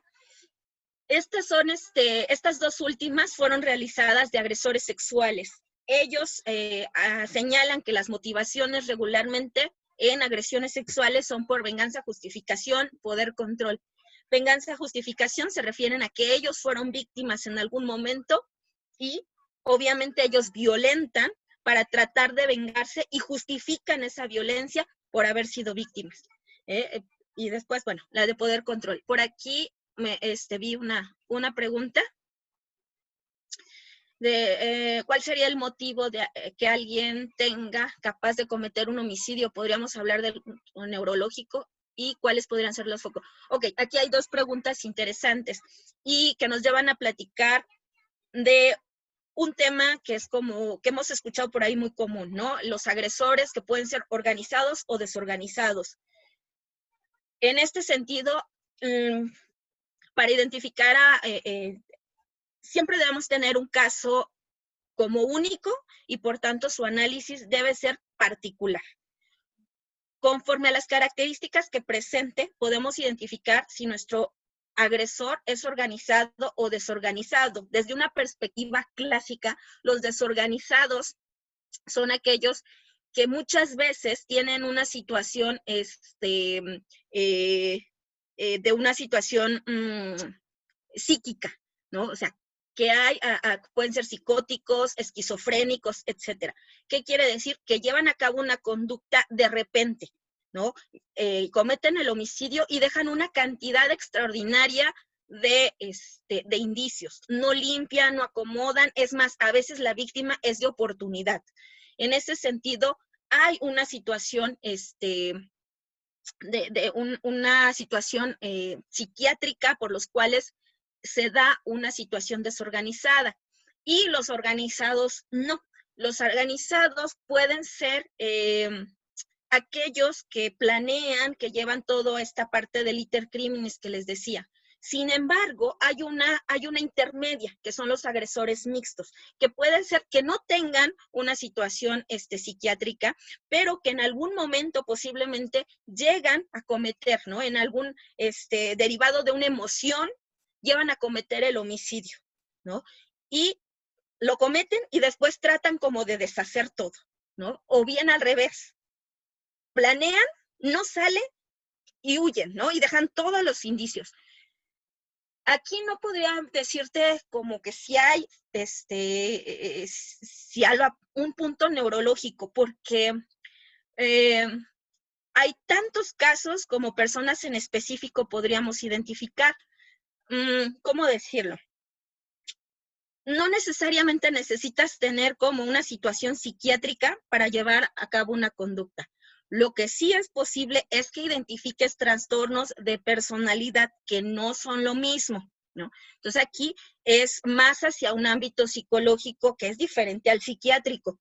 Regularmente un homicida ya sea puede tener rasgos de trastorno de personalidad antisocial, puede ser rasgos de personalidad psicopática, etcétera, puede ser narcisista, etcétera, ¿no? Pero que en algún momento nuestro sujeto toma la decisión de llevar a cabo la conducta, porque ojo, recordemos que también el iter criminis, o cuando hablamos de esto, son personas que son imputables, y en inimputables no tienen esta capacidad o no se puede identificar el iter criminis. ¿Qué quiere decir? Entonces, en la medida en que nosotros podamos tomar la decisión, y tomar la decisión, porque el iter criminis no es algo que en el tiempo pueda ser prolongado, como puede ser en un momento, ese momento en el que tomas una serie de decisiones donde la parte de estar prohibido llevar a cabo, en este caso un homicidio, o la prohibición de matar al otro, existe, y aún así derribas esa barrera porque no te fue suficiente y la llevas a cabo, no es necesario que tengas una situación psiquiátrica para llevar a cabo esa conducta. De hecho, luego, es, digamos que esa parte lleva otra connotación para poder dar una respuesta. Pero en el sentido que estamos hablando es cuando la persona es capaz de tomar la decisión, salta la barrera, digamos que normativa, y decide ejecutar, ¿no? ¿Por qué? diversas motivaciones, y hay otro tema que va muy aparejado con en este momento que estamos hablando, que son la intención.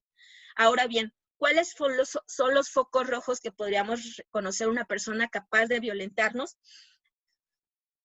Ahí es más complicado porque va en el sentido desde características de verbales como no verbales. Focos rojos en este sentido hay muchos, desde la perspectiva, a ver, permíteme tantito, si eres mujer, de qué es lo que te dice y qué es lo que no te dice. Porque yo te puedo decir, por ejemplo, ¿no? A lo mejor voy a ser un poco muy general, ¿no?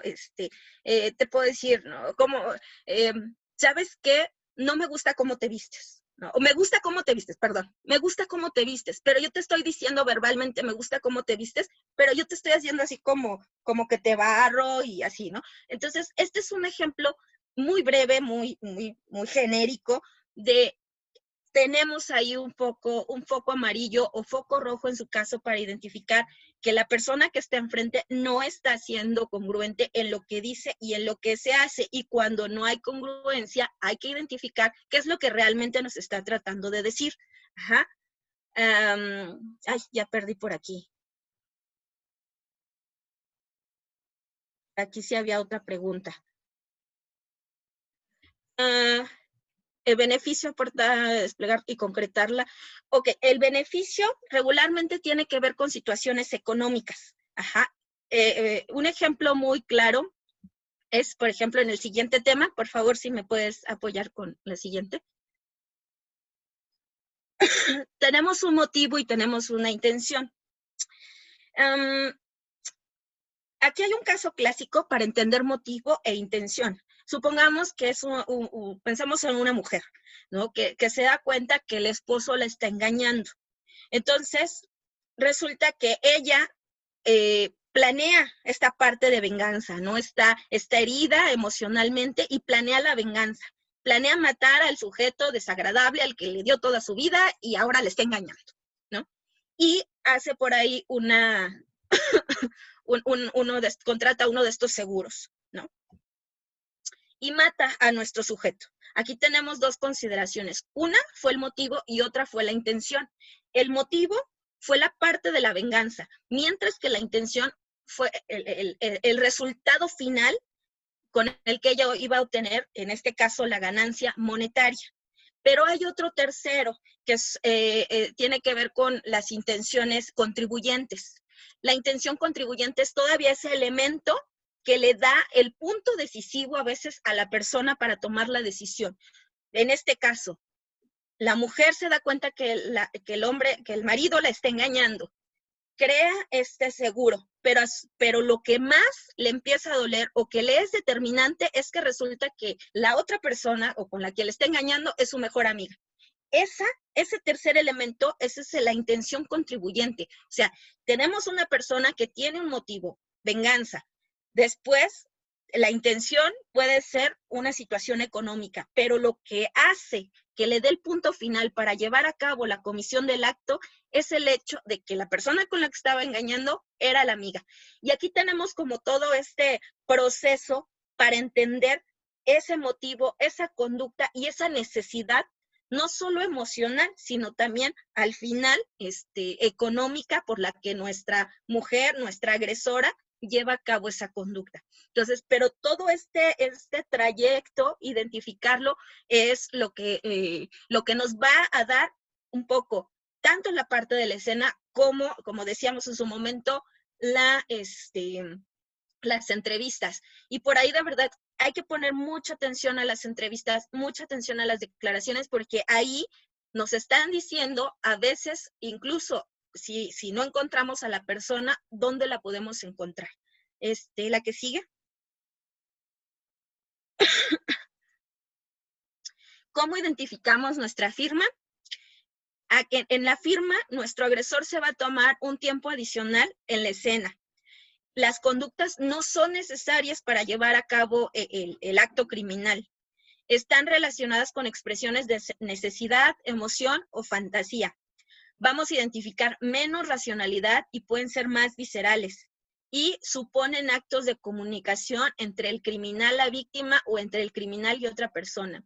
En el caso de Hidalgo, fíjense que es muy interesante cuando se analiza el cuerpo de nuestra víctima, se identifica que el cuerpo había sido lavado, habían pues sí, borrado cualquier aparentemente indicio criminalístico del cuerpo, pero eso, incluso haberla bañado a la víctima, pues ya nos está hablando de esta parte emocional de nuestro agresor. Está desnuda nuestra víctima, excepto por los calcetines. Los calcetines fue lo único que le dejó. Entonces, ahí hay otra evidencia conductual. El hecho de haber utilizado el cabello de nuestra víctima como parte de estas ataduras también nos está hablando de esta relación víctima-agresor. Y les digo, ¿dónde coloca la víctima? No va más allá. El mapa mental de nuestro agresor está siendo limitado. También otro elemento aquí se observó es que había habido un recorte que no correspondía a la víctima de la zona genital, ¿no? Había rasurado en la parte de la zona genital. Entonces, hay otra evidencia conductual que nos da más elementos para inferir esta relación y la motivación entre la víctima y el agresor. Creo que tengo otra pregunta. Ok, seguimos entonces, por favor.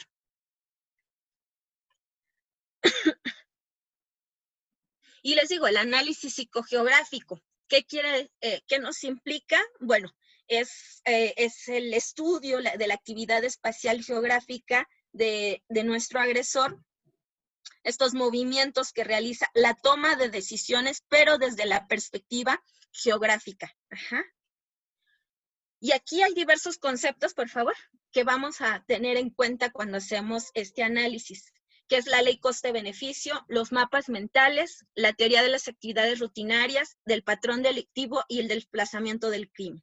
La ley coste-beneficio tiene que ver con que los agresores no se van a arriesgar más allá de lo que puedan obtener. ¿Qué quiere decir? Pueden obtener una víctima fácilmente, pero en la zona hay cámaras, hay luz, etcétera. Entonces, ahí no se van a arriesgar. Van a llevar a cabo conductas donde les permitan a ellos desenvolverse y que no puedan identificarlos. Los mapas mentales es que no van a ir allá más que de zonas que conocen. Es decir, si yo siendo agresor, no conozco, pensemos, Sonora, no me voy yo a arriesgar a ir a Sonora a dejar o hacer alguna actividad porque corro el riesgo que me detengan. Entonces, nosotros vamos a actuar. Pero si en algún momento yo fui a Sonora e identifiqué, ahí se me quedó grabado en algún archivo por ahí de mi memoria, algún elemento, yo sí voy a ir a Sonora y voy a hacer alguna actividad. ¿Qué sucede? Hay agresores que colocan a lo mejor en caso, no sé, aquellos que llevan a cabo esta disección de diversas partes de la víctima y las colocan en diversos lugares, hay que observar dónde colocan esos lugares, porque ha habido casos de que los agresores no van más allá de las zonas que conocen y a veces es dentro de su misma colonia, de su misma delegación, de su mismo municipio, en que colocan a la víctima. Entonces, no van más allá y eso nos permite inferir y predecir dónde se puede encontrar, ya sea la zona donde vive, trabaja o lleva actividades nuestro agresor. Hay un caso que me gusta mucho comentar y que fue el del agresor del metro. Este agresor, aparte de las evidencias conductuales, él llegaba entre 5:30, 6 de la mañana, atacaba a mujeres que se encontraban esperando el metro, se les acercaba preguntándoles dónde estaba la salida. En el momento en el que ellas aceptaban, el agresor les mostraba un arma, les decía que no dijeran nada, que fingieran que eran pareja y las sacaba. Y afuera de las estaciones del metro las atacaba sexualmente, pero elegía lugares donde hubiera excrementos, ¿no? Entonces, les digo, aquí nos está dando dos consideraciones.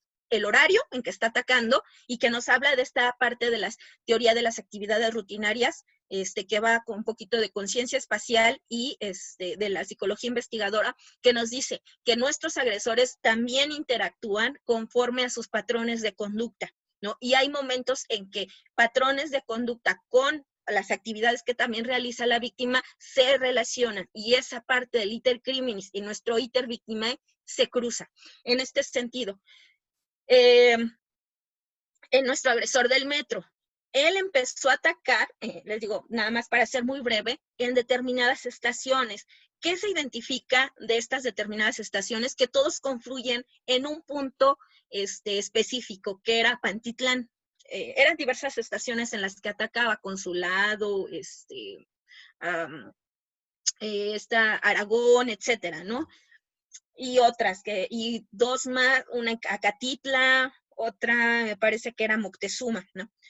Pero el patrón común que se identificaba era dos puntos, el norte y que era el Metro Pantitlán como que la zona de contacto. Para ser breve, el sujeto vivía en Nezahualcóyotl. Entonces, las actividades criminales que las realizaba era en ese trayecto en el que iba a su trabajo, ¿no? Y por los horarios era antes de entrar a su trabajo. Y también, ya después, cuando se le hace la entrevista, él señala que lo hacía en días específicos, que era lunes y martes, porque él provenía como del fin de semana de haber estado con su familia y le causaba cierto estrés y por eso llevaba a cabo estas conductas criminales. En este sentido, los agresores actúan conforme tanto esos mapas mentales como esas actividades que llevan a cabo y les digo, independientemente, ya sin estamos contando y sin platicar el significado de esto, de cómo lo llevaba a cabo, pero que nos va dando. El desplazamiento del crimen, por ahí hay varios análisis que nos hablan en relación de que hay criminales conforme su edad, como si bien o pueden avanzar más, o bien hay algunos que trabajan o llevan a cabo sus actividades criminales en zonas referentes a su domicilio, ¿no? Esto tiene que ver, les digo, con edad y también con esta parte de intelecto. La que sigue.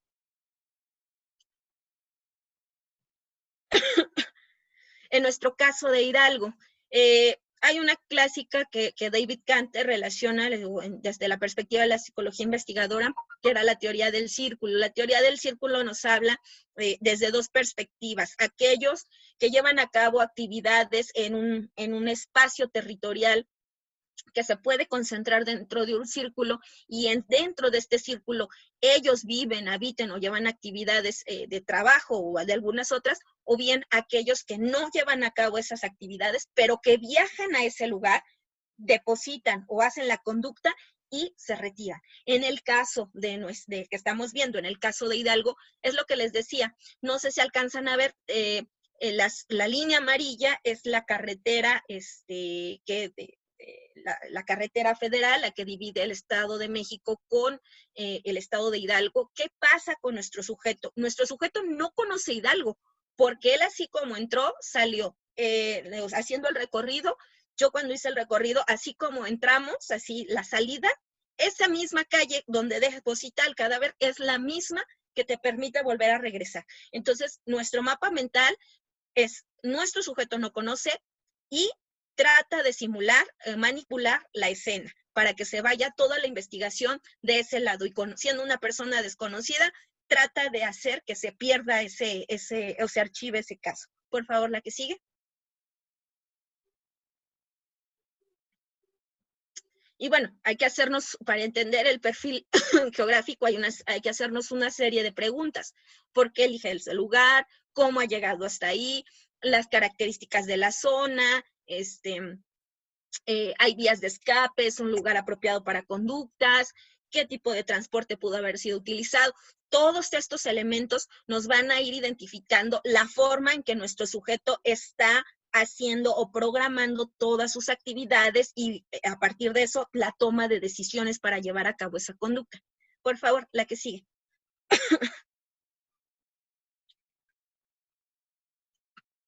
Y finalmente, ¿cómo hacemos un informe de perfilamiento criminal o perfil criminal?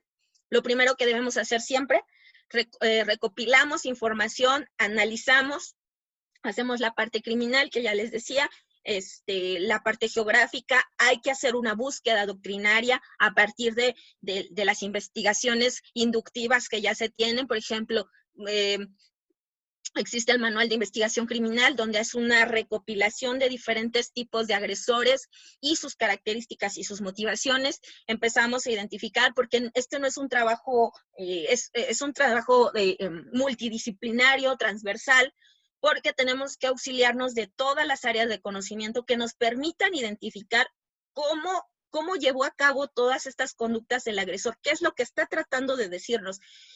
Hay un libro, por ejemplo, muy interesante desde la perspectiva sociológica que me parece que es de la UAM, que hizo la UAM, que tiene que ver en relación a cómo son los feminicidios en el Estado de México. En Cuernavaca, por ejemplo, me tocaron casos en Morelos, cómo se dan estas conductas hacia las mujeres, bueno, en caso de que tuve de mujeres víctimas de violencia. Entonces, entender a veces por regiones cómo se dan, cómo se llevan a cabo estas conductas, las estadísticas, nos va a ir integrando no solamente del análisis que ya vimos de la escena, sino con esta correspondencia o este match de información que vamos a poder desarrollar. Esto nos permite hacer la elaboración de nuestro perfil, que va a poder asesorar, en este caso, a la gente del Ministerio Público, y una vez que se tenga, vamos a evaluar nuestro perfilamiento. Y eso me da la entrada al siguiente tema, que si bien no es como el subsecuente, sí tiene que ver con el análisis criminal que estamos hablando. Por favor. Que es el contraperfil. Y les decía, es esta técnica que se puede utilizar desde la perspectiva de defensa. Si ya tenemos, supongamos, en el caso de Hidalgo que estábamos viendo, hubieran detenido al novio, ¿no? Y resulta que, o sea, él no lo hizo, pero pareciera que todo apunta a que él llevó a cabo esa conducta, ¿no? Que él es el homicida. Pues resulta que desde la perspectiva de la técnica del contraperfil, tenemos que hacer ¿me podrías seguir con la otra diapositiva, por favor? Tenemos que hacer esta identificación, en la que sigue, en la cual hay que hacer el perfilamiento criminal y hay que hacer esta contraste con el agresor que tenemos e identificar si realmente conductualmente él pudo haber llevado a cabo la conducta. Como decíamos hace un ratito con la pregunta que comentaba la compañera, ¿qué sucede si identificamos que dentro de nuestra escena del crimen tenemos elementos que nos pudieran dar, de forma general, para ser así breve, una persona con ciertos rasgos psicopáticos, pero resulta que tenemos enfrente a una persona con rasgos esquizotípicos? No corresponde. Es decir, la persona que tienen detenida no cumple con estos rasgos conductuales para poder identificar que ella realmente llevó a cabo esa conducta. No tiene esta capacidad tampoco a lo mejor para organizar, o no tiene esta capacidad para tomar estas decisiones, para ir a estos lugares. O sea, esta técnica nos permite hacer ese contraste entre la parte que es lo real, lo conductual, lo material, y la persona que tenemos. Ahora bien,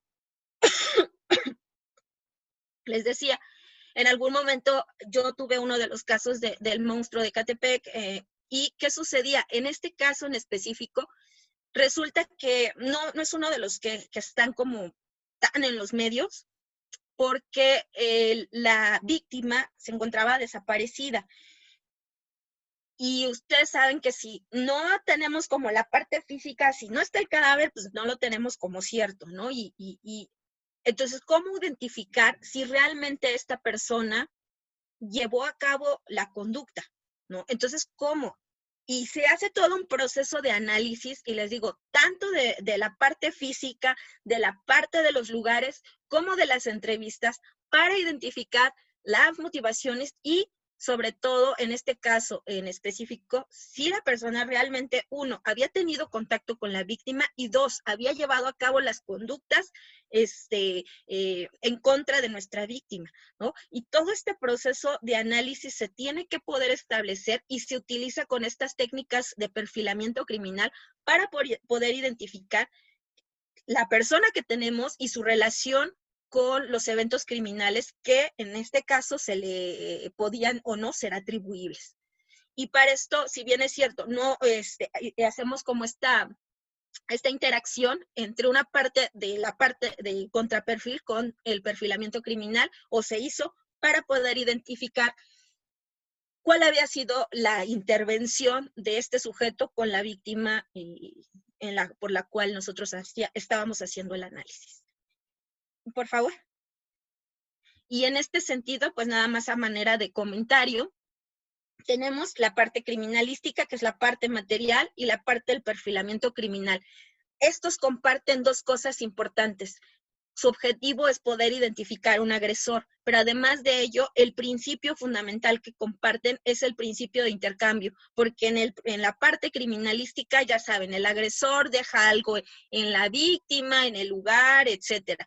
Pero en la parte del perfilamiento criminal no solamente es físico, es conductual. Las tomas de decisiones nos hablan de nuestro agresor y tanto el lugar como la víctima y el agresor hay una interacción que es en todo momento está trabajando. Por eso incluso una de las concepciones actuales es ya no hablar de escena del crimen, sino de escenario del crimen, porque escena es como algo estático y escenario es algo que se está moviendo en conjunto con los actores, en este caso la víctima y el agresor y el escenario, todos se mueven, todos son dinámicos en esa relación.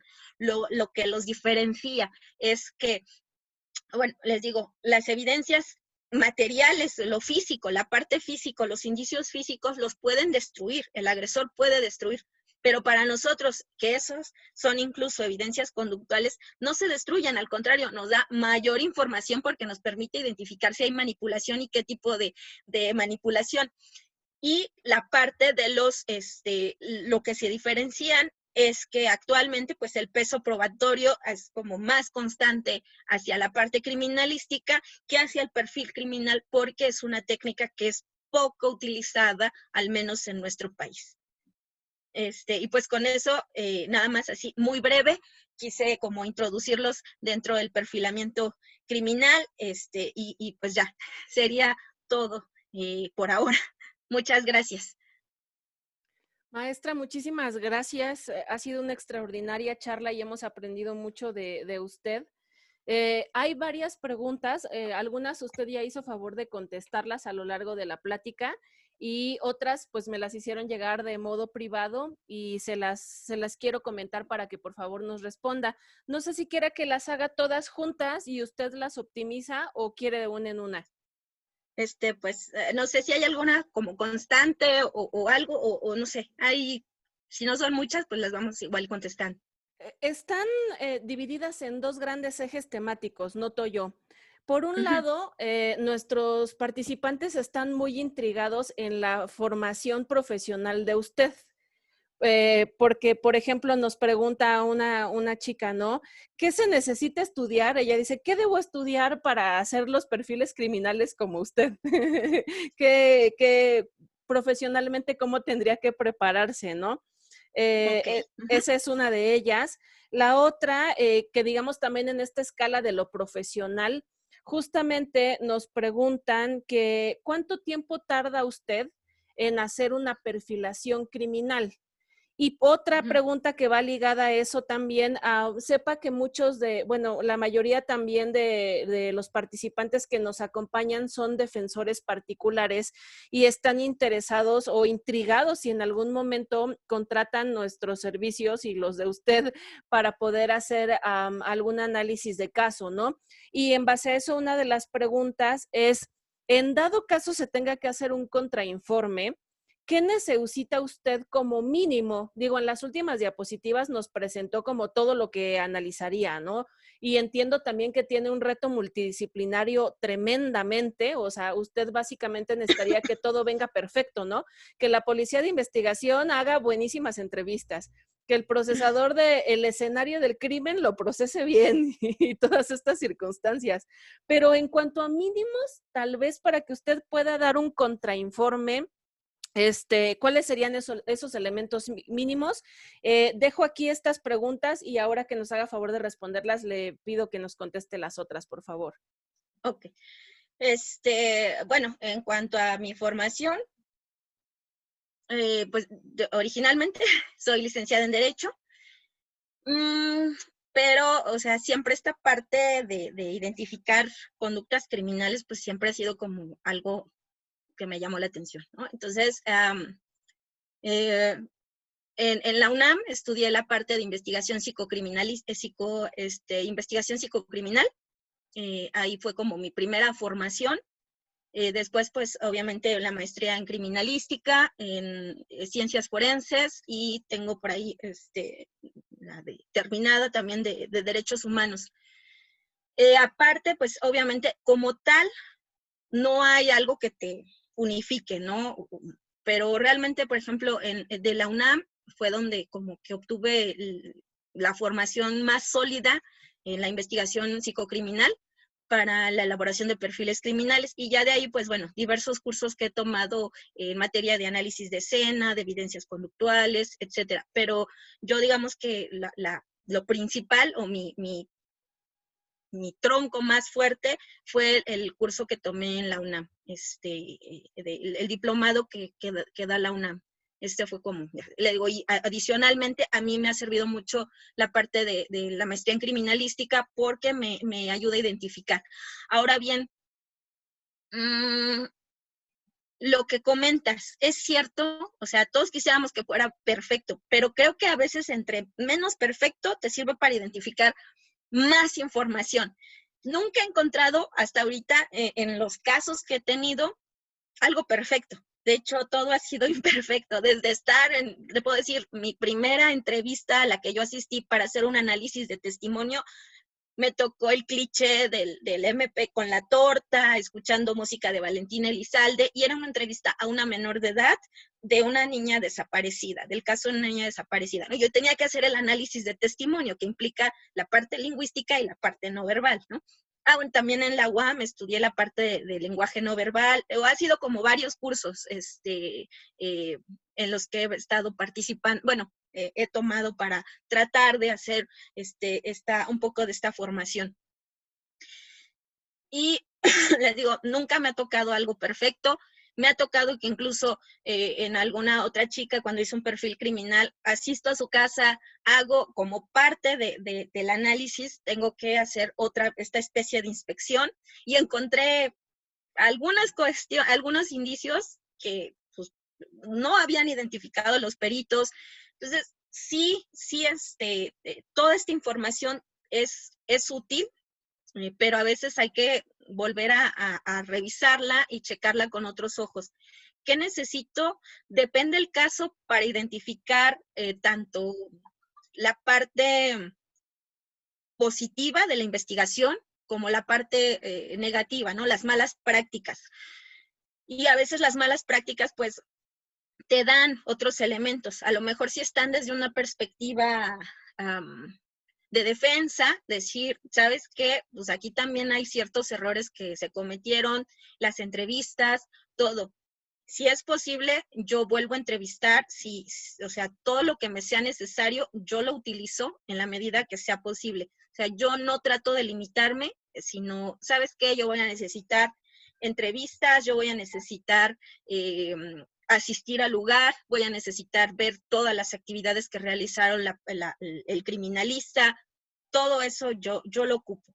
Si hay una persona, si se requiere la parte del contraperfil, es importante que la persona el defendido, quiera participar y se dé el proceso de entrevista. Eso es fundamental, tan fundamental como las otras, como las otras diligencias, como todo lo que se ha hecho en el expediente, todo eso es lo que yo necesito. Más allá si está bien o mal, yo tengo que trabajarlo. Y si está mal hecho, pues, pues también eso es otro elemento, ¿no? Para que yo lo trabaje. Ujú.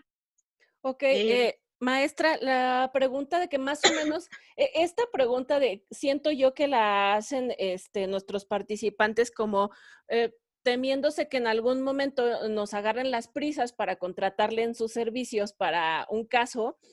¿Cuánto tiempo a usted le lleva a Entiendo. hacer su estudio? ¿Cuánto tiempo antes tenemos que Sí, sí. contratarla? Pues es que depende mucho del caso que se esté llevando. Porque a veces también puede ser que no necesariamente se tenga que utilizar esta técnica y a lo mejor se tienen otros elementos que pueden, por tiempo, pueden ser también muy útiles para el caso que se trate, ¿no? Porque también es priorizar las circunstancias del evento en el que estamos o en el que se está trabajando. Entonces, no mi objetivo o en mi caso, tendría que observar y a lo mejor sugerir otras técnicas en razón de los tiempos. El tiempo puede variar, a lo mejor si es algo fácil, que pueda a lo mejor desde 15 días, un mes, ¿no? A 2 meses, pero ya sería como muy extremo. Entonces, si por tiempos es necesario que se dé una respuesta así de, tenemos tanto, entonces ver, y a lo mejor se puede utilizar otra técnica que pueda también ser útil, ya sea para efecto de presentar o para darnos un poco de más tiempo. Al final, les digo, yo cuando hago un análisis ya más completo, no solamente a estos pilares que ya vimos, sino hago esta parte del análisis de las declaraciones, de la comparativa de testimonios, todos, o sea, trato de utilizar todos los elementos que me sean necesarios o que yo pueda tener, todos los trato de utilizar para dar un resultado más completo. Pero depende, porque no necesariamente, a lo mejor hay otra técnica que podemos también utilizar. Claro, gracias, maestra.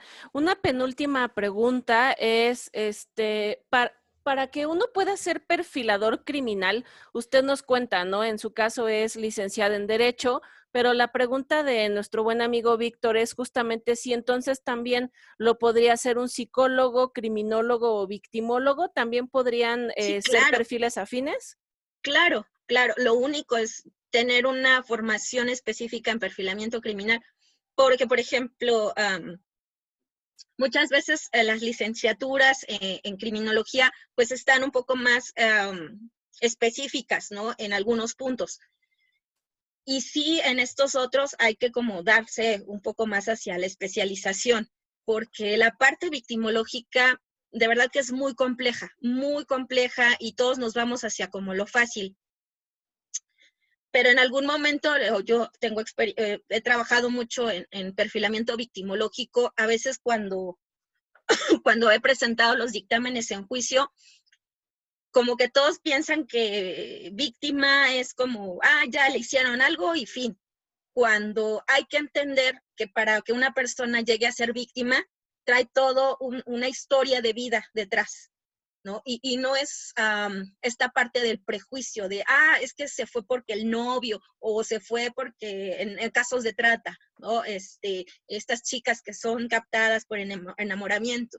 Pero no es que ellas hubieran estado, sino es que hay que entender que es todo un proceso que viene cargando la persona y que se da al final o que se desemboca en este evento delictivo.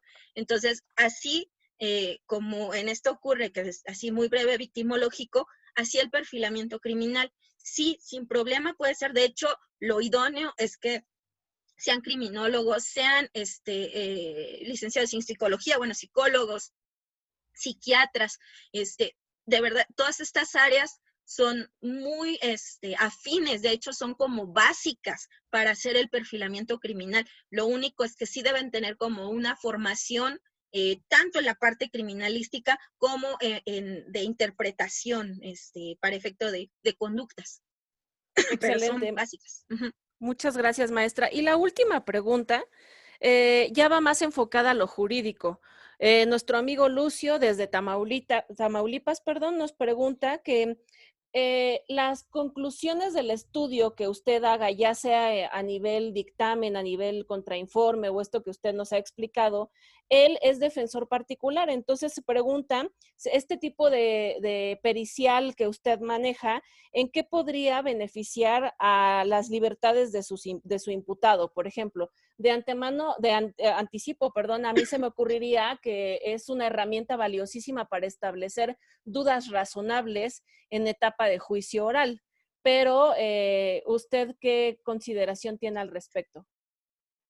Sí, de hecho, es una buena consideración. Aquí en México, la verdad, no he conocido que la utilicen. Existe, ¿no? Pero no la utilizan por desconocimiento y porque también no hay muchas personas que se atrevan como a hacerla. ¿Cuál es el objetivo? A lo mejor, si la persona identificamos que es inocente, por así decirlo, o sea, si sí existe, pues obviamente es una herramienta que van a tener más para poder coadyuvar y presentarla en juicio.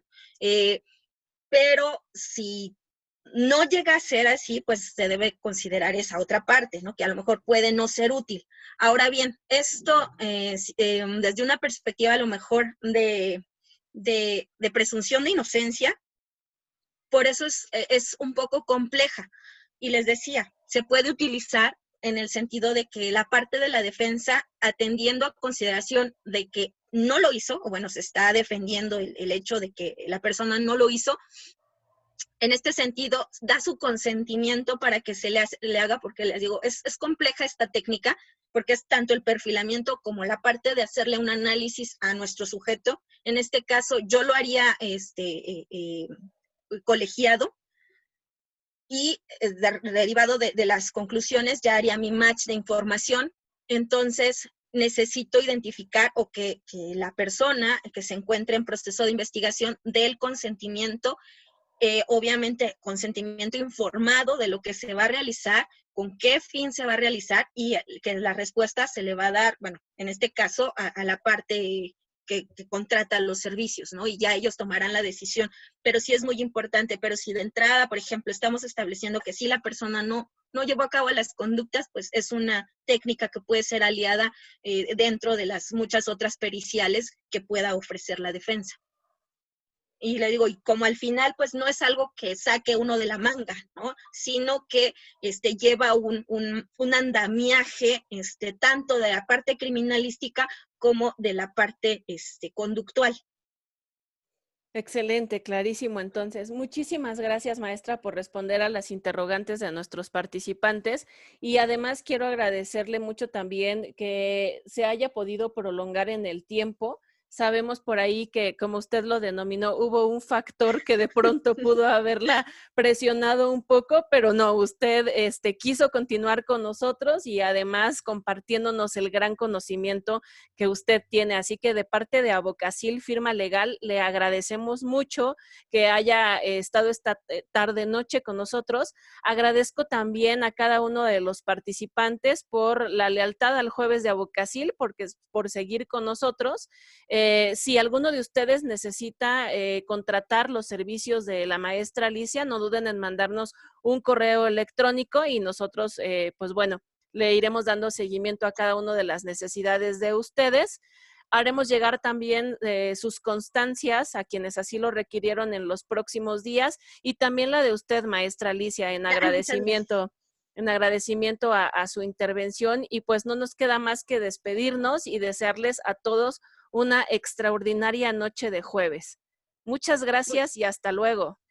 Muchas gracias y un gusto compartir con ustedes. Un abrazo y estamos en contacto. Buena tarde. Gracias. Chao a todos.